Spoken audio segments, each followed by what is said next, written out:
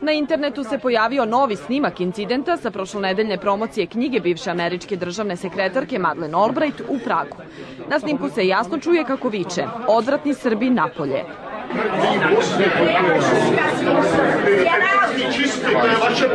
Snimak je načinjen u knjižari Luksor prilikom potpisivanja knjige Praška zima, lična priča o ratu i sećanju, u kojoj je Albrightova opisala svoje detinjstvo u vreme Drugog svetskog rata.